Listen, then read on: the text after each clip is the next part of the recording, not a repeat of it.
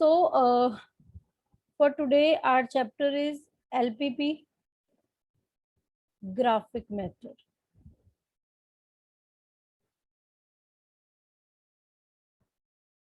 ठीक है. सो एलपीपी में गर्ल्स हम करते क्या है, कुछ मीनिंग या किस टाइप की प्रॉब्लम्स होती हैं या हमें क्या करना होता है, कुछ याद है?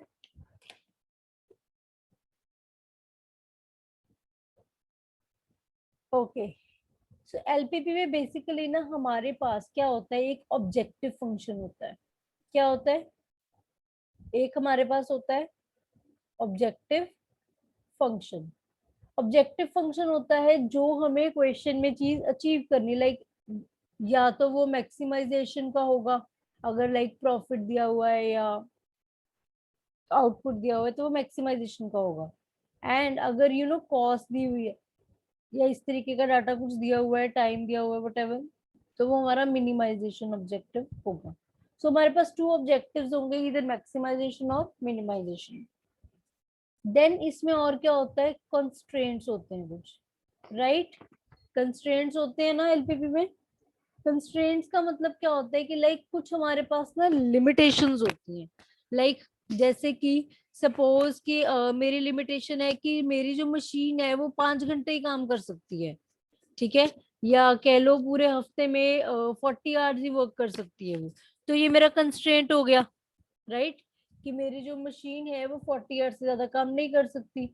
या फिर इवन ये कंस्ट्रेंट जरूरी नहीं है इस तरीके से ही हो, वो ऐसे भी हो सकता है कि लाइक अगर एक डाइट प्रॉब्लम है कि मिनिमम रिक्वायरमेंट विटामिन ए और बी की इतनी ही है, राइट, विटामिन ए की मिनिमम रिक्वायरमेंट सपोज कर लो 1500 है, तो वो भी मेरा एक तरह कंस्ट्रेंट है, राइट? गर्ल समझ आ रही है कंस्ट्रेंट?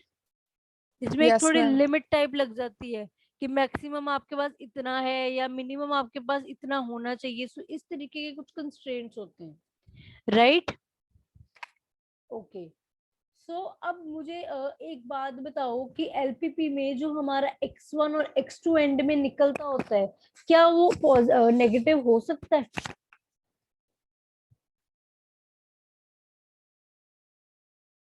क्या वो नेगेटिव हो सकता है? लाइक आपका लेट x1 आपने किया हुआ products manufactured by A, x2 product manufactured by B, या ऐसा कुछ भी किया, तो क्या वो चीजें नेगेटिव होती हैं? No ma'am.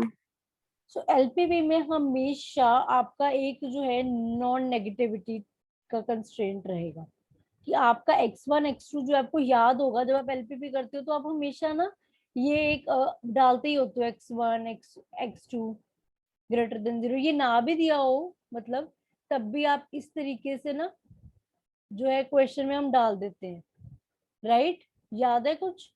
क्वेश्चन में ना दिया हो ये कंस्ट्रेंट, स्टिल हम ये अपने आप से यस. डालते होते हैं, राइट? इसको क्या यस. बोलते हैं? Non negativity constraint. मींस कि हमारा जो आंसर है वो पॉजिटिव में ही आए. मींस हमने जो है नेगेटिव वाली साइड नहीं जाना. Clear to you girls? इतना समझ आया? Yes ma'am. ओके. सो अब इसमें हमारे पास प्रॉब्लम्स जो हैं वो किस किस टाइप की होंगी आपके पास एलपीपी में. लाइक एक आपके पास होएगी फिजिबल प्रॉब्लम्स जो कि नॉर्मल होंगी. एक आते हैं आपके पास, और कौन सी आती हैं गर्ल्स? कुछ भी नहीं याद तुम लोगों को? इनफिजिबल. और कौन सी होती है एलपीपी में प्रॉब्लम्स? अनबाउंडेड. याद आ रहा है कुछ? Yes ma'am. और मल्टीपल ऑप्टिमल सॉल्यूशन. चलो. सो बेसिकली हमारे पास एलपीपी में जो है वो इस टाइप के क्वेश्चंस होंगे. एक होंगे फिजिबल वाले, जिसका कॉमन शेडेड एरिया आपको मिल जाएगा. एक होंगे इनफिजिबल जिसका कॉमन शेडेड एरिया ही नहीं मिलेगा, राइट? अनबाउंडेड होंगे जिनकी कोई बाउंड्रीज नहीं होती, उसका सारा शेडेड एरिया ऊपर को ही जा रहा है, राइट? वो भी हम डिस्कस करेंगे.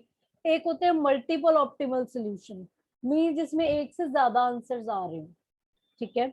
So will just deal with all kind of problem है. हम हर एक प्रॉब्लम जो है यहाँ पर करेंगे. अब जो है एलपीवी में और आपको जो है प्रॉब्लम्स या जो डाटा दिया होता है वो कई बार ना किस एस्पेक्ट में होता है, लाइक कुछ होते डाइट प्रॉब्लम्स होती है कि like vitamin A vitamin B, मैंने आपको अभी बताया, उससे रिलेटेड होंगी। या कुछ इस टाइप की प्रॉब्लम्स होती हैं कि आपने प्रोडक्ट ए और बी मैन्युफैक्चर करना है, राइट। और कैसे की हो सकती है, लाइक एडवर्टाइजमेंट करनी है आपने टीवी के थ्रू, मैगजीन के थ्रू, तो मिनिमम इतना खर्चा करना है, मैक्सिमम ये एक्सपोजर होना चाहिए, इस टाइप की problems. Clear to you girls कि किस टाइप की प्रॉब्लम्स आप करते हो? ये तो बहुत बेसिक है, मैं Yes. इन जनरली आपको बता रही हूँ कि इस टाइप के क्वेश्चंस आपको देखने को मिलेंगे। एंड वैसे भी और भी हो सकते हैं, I am just not limiting it to this, I am just telling कि इस टाइप के क्वेश्चंस आपके पास होंगे। ठीक है, अब देखो यहाँ पर सबसे पहले जो है आज की क्लास में will just discuss. Hello, I am I am saying कि आज की क्लास में सबसे पहले एक चीज तो जो हम डिस्कस करेंगे, that is how to make the graph for a feasible problem, just simple one. And एक दो अगर हमारे पास टाइम होता है तो हम एक दो फॉर्मुलेट स्टेटमेंट्स को फॉर्मुलेट करना भी सीखेंगे कि उसको इक्वेशन की फॉर्म में कैसे बनाते हैं। ठीक है, so will just start with the graph part. उसके लिए ही मैंने आपके साथ वीडियो भी शेयर करी थी, बिकॉज अगर आपने वो देखी होती तो वो पार्ट थोड़ा सा आपको आता होता। चलो लेट इट भी, आप लोगों ने किया ही हुआ है तो ऐसी बात नहीं है कि बिल्कुल न्यू कंसेप्ट है, you can do this, just wait.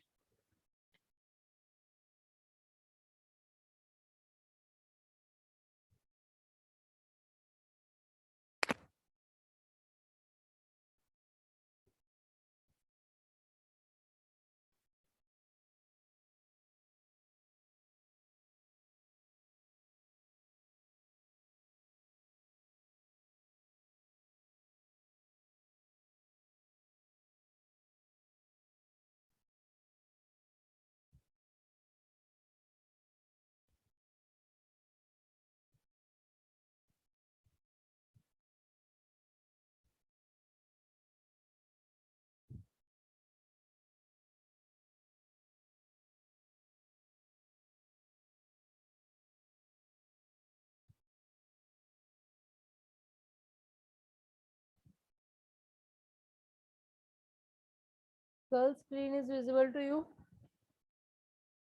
Yes, ma'am. Okay. चलो let's start with the example of book. But अभी मैं जस्ट उसकी स्टेटमेंट को नहीं सॉल्व कराऊंगी, अभी मैं जस्ट आपको ग्राफ बनाना सिखाऊंगी। तो मैं अपनी तरफ से वैल्यूज आपको बता देती हूँ।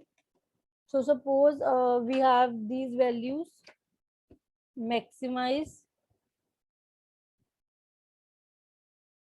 z is equal to 22x1 plus 18x2, and constraints are as follows: 3x1 plus 2x2 less than equal to 48, x1 plus x2 less than equal to 20, and then ये जो नॉन नेगेटिविटी वाला होता है x1 x2 जो है must be greater than 0। ठीक है, so this is the question. So now अब हमें इसको किस तरीके से सॉल्व करना है, पहले हम इनको सॉल्व करना सीखेंगे। ठीक है, तो गर्ल्स किसी को भी याद है इसको कैसे सॉल्व करते होते थे? मैम पहले हम उन्हें इक्वल टू ले लेते थे, फिर x1 को 0 लेके Yes. x2 की वैल्यू। Yes yes exactly. तो सबसे पहले हम क्या करेंगे, सबसे पहले मैंने पहली इक्वेशन को लाइक 3x कंस्ट्रेंट से स्टार्ट करेंगे। 3x1 प्लस 2x2 को इक्वल टू ले लिया 48 के। ठीक है, एंड देन मैंने एज्यूम किया लेट x1 को 0 ले लेते हैं पहले। x1 को अगर हम 0 लेते हैं तो क्या आ जाएगा x2 का आंसर, बताइए? 24 आ जाएगा, बिकॉज ये तो 0 ही हो Yes, गया। ma'am. So x2 is equal to 24। So हमारा पहला कंस्ट्रेंट क्या बन गया, 0 24। पहला कंस्ट्रेंट बोली जा रही हूँ, सॉरी, पहला पॉइंट क्या बन गया, 0 24। ठीक है, सो अब अगर मैंने x2 को 0 लिया, let x2 is equal to 0, So 3x1 plus 2x2 is equal to 48. तो अब क्या आ जाएगा, x1 is equal to 16. 16. ठीक Yes, है, ma'am. सो यहाँ पर अब ये पॉइंट बन जाएगा 16 0. समझ आ गया? ऐसे ही इक्वेशन नंबर 2 को भी सॉल्व करेंगे. अभी ये पहले मैंने 1 को करा है. इक्वेशन 2 के लिए x1 प्लस, ये तो बहुत ही सिंपल है, इज इक्वल टू 20 लेना है. तो अगर x1 को पहले 0 लिया X20 आ जाएगा, फिर तो X120 आ सो 0 20 आ गया. देन अगर x2 को 0 लिया, देन x1 भी 20 आ गया. तो ये 20 0. ये पॉइंट बन गए गर्ल्स, यहाँ तक समझ आ गया? Yes, ma'am. किसी को यहाँ तक any doubt? No, ma'am. Okay. Clear है. तो ये हमारे पॉइंट्स आ गए हैं. अब नाउ विल डू व्हाट, अब हम इसको ग्राफ में ड्रॉ करेंगे. अब एक ग्राफ ले लेते हैं. नेक्स्ट पेज पे ही लेते हैं, बेटर रहेगा.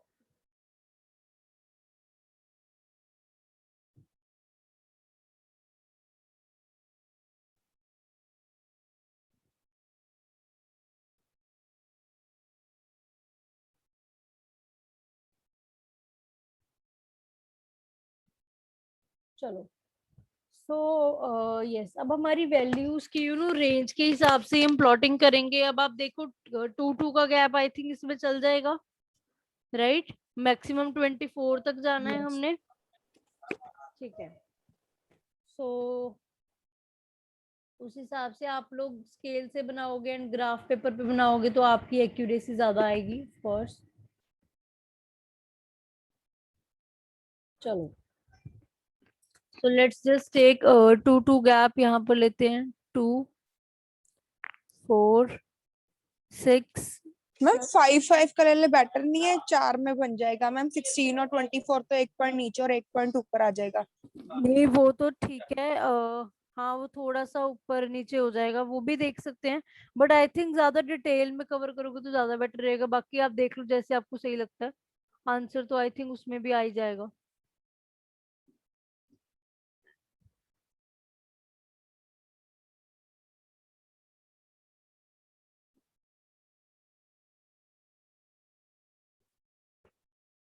जब आप लोग ग्राफ में बनाओगे तो आप लोग कर सकते हो, because right now I am just not making on graph.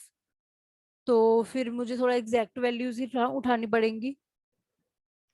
बस तो मेरा इसमें भी एग्जैक्ट बनेगा नहीं. 2 4 6 8 10.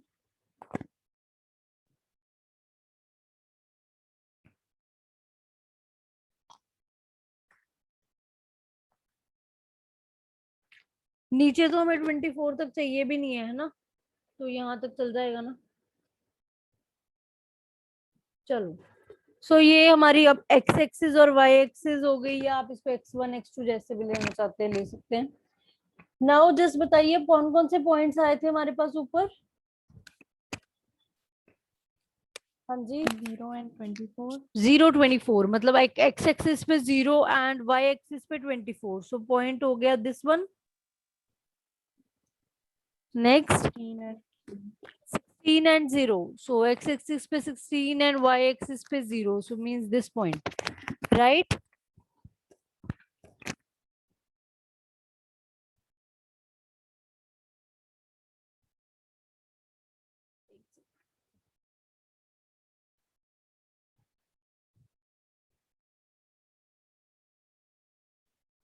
थोड़ा इस तरीके से आ जाएगा. उसके बाद नेक्स्ट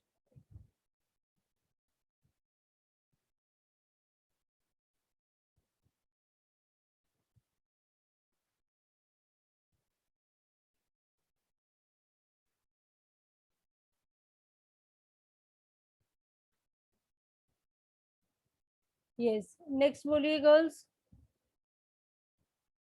0 और 20 और 20 और 0. 0 20 and 20 0. So it means this point and this point, right? Yes, ma'am. Okay.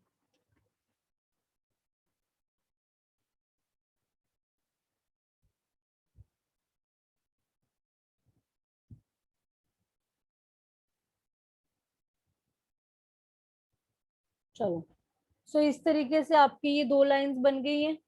ठीक है, आपकी थोड़ी एक्यूरेट बनेंगी, मेरी थोड़ी ऊपर नीचे हो गई हैं। ओके,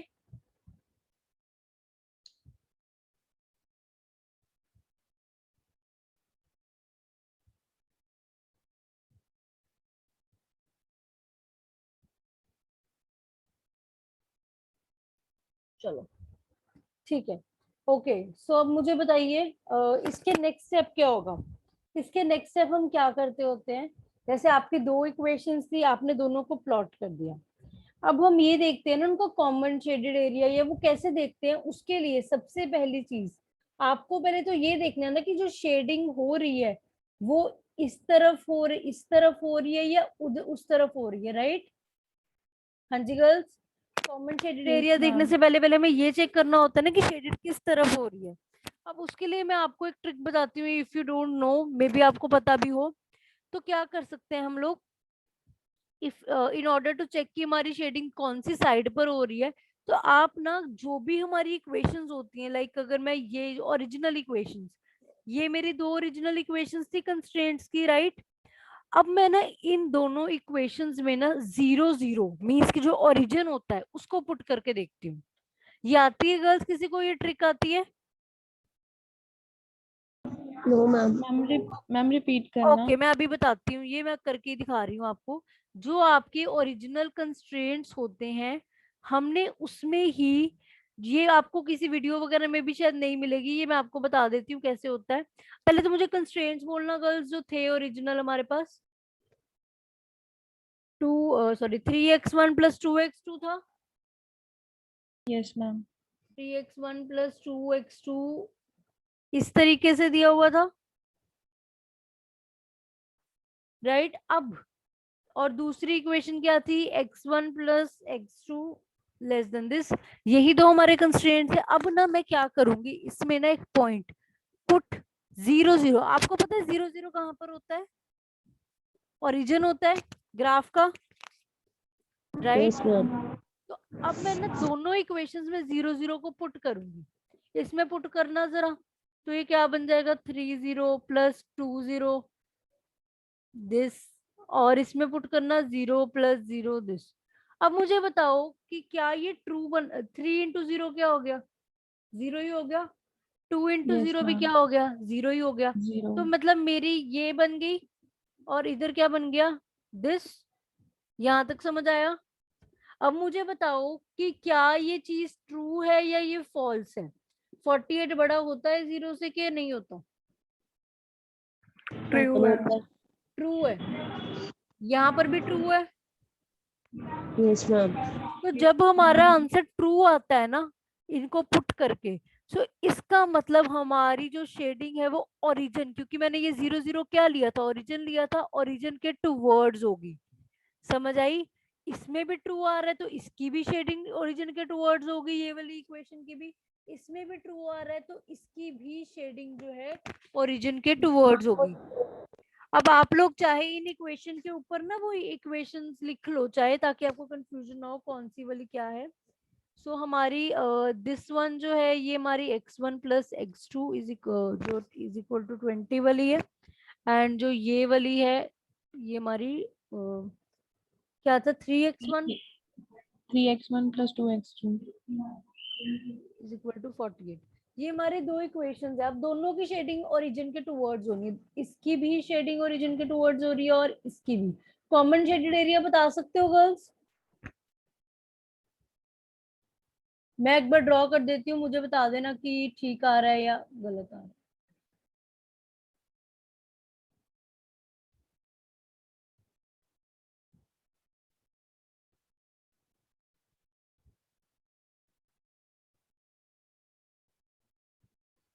बताइए, ठीक है। Yes ma'am. सो यही आ रहा है हमारा common shaded area, yes ma'am. ठीक है, क्योंकि वो भी इस साइड आ रहा है ये भी इस साइड आ रहा है, तो दोनों का कॉमन एरिया तो यही आ जाएगा ना। अब मैं क्या करती हूँ, यहां तक किसी को भी एनी डाउट, पहले तो ये बताओ। No ma'am. मैम वो जो आपने ट्रिक बताई वो मेंशन भी कर सकते हैं सम में? अरे ऑब्वियसली आप मेंशन कर सकते ओके। हो, ठीक है।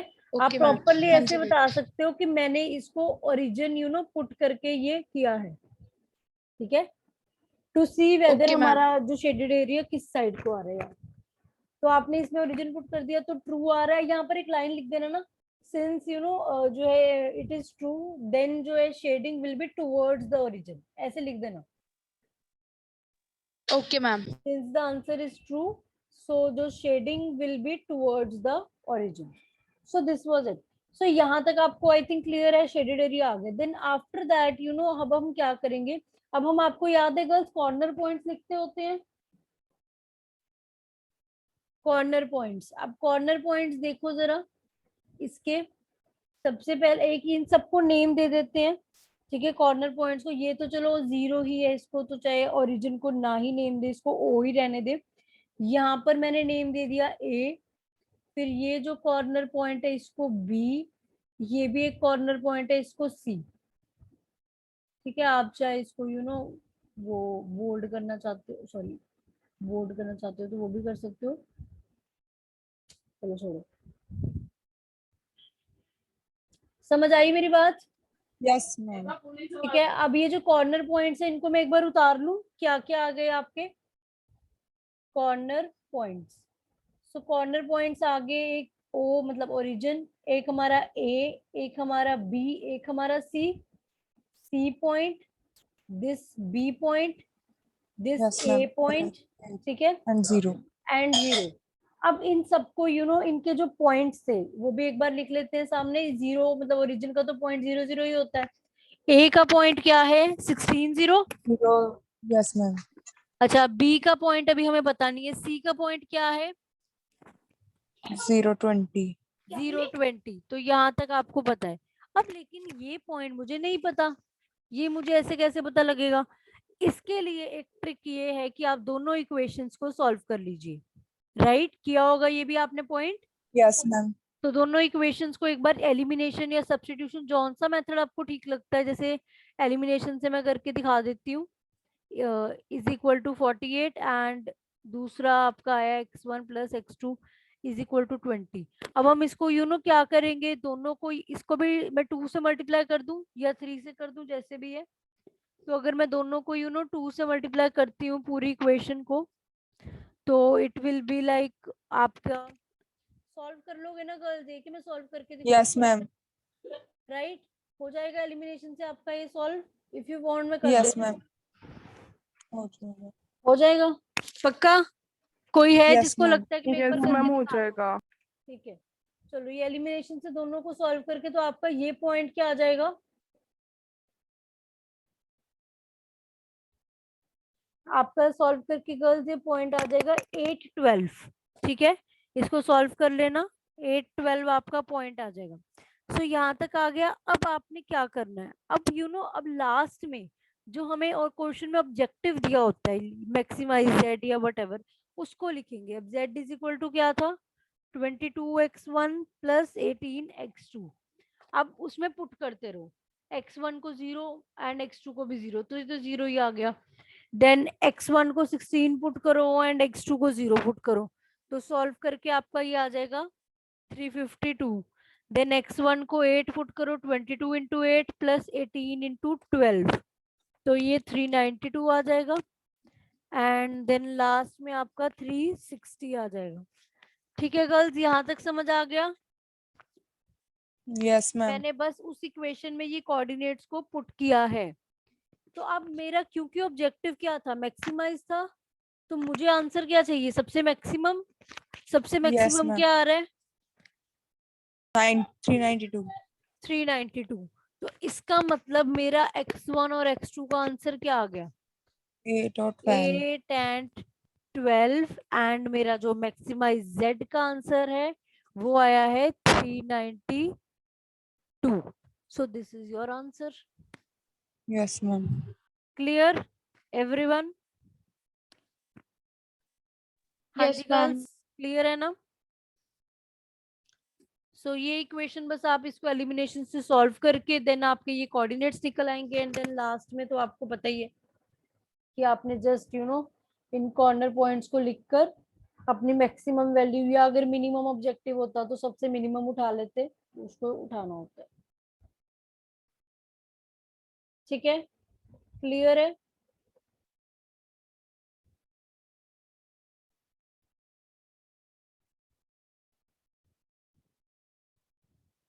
सो आपको गर्ल्स ये वाला आई थिंक फिजिबल वाला क्लियर है। आप एक बार इसकी प्रैक्टिस कर लेना, ठीक है, कि किस तरीके से होते हैं। I will just give you you know 3-4 examples मैं आपको आज दे दूंगी, कि वो आप रिटर्न में प्रैक्टिस कर लेना, सो दैट कि आपका इक्वेशंस वगैरह बनाने पे आपका वो प्रैक्टिस वगैरह आपको अच्छे से हो जाए। ठीक है, क्लियर है? Yes, Yes, ma'am. बाकी जो स्टेटमेंट्स को बनाना है वो हम कल डिस्कस करेंगे, कि अभी इफ यू वांट मैं एक आधी स्टेटमेंट आपके साथ डिस्कस कर लूं।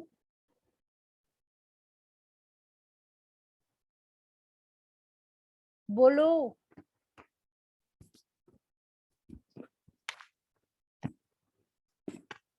हेलो। मैम कल कर देना।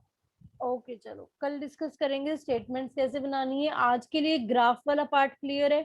वैसे तो मैंने वीडियो में भी ये सेम ही चीज भेजी थी, तो if you now want to see that video you can, otherwise it's there is no need, because वो मैंने क्लास में करा दिया है। तो वीडियो में यही था, एक सिंपल ग्राफ कैसे बनाते हैं। Okay okay ma'am. so now from tomorrow onwards we'll just practice some of the statement questions जिसमें हमने उसको convert करना पड़ता है, and then we'll practice these। सबसे पहले फिजिबल हमने कर लिया है, देन हम इनफिजिबल का एक क्वेश्चन, एक अनबाउंडेड का, एक मल्टीपल ऑप्टिमल का, इनका एक एक टाइप का क्वेश्चन कर लेंगे, and then our chapter will be over. ठीक है, 3 टाइप के एक एक क्वेश्चन एंड एक जो है हमारा स्टेटमेंट्स को बनाना थोड़ा सा देख लेंगे। क्लियर? इसके अलावा इस चैप्टर में कुछ नहीं है। Is that clear to you? Yes Yes, ma'am. Okay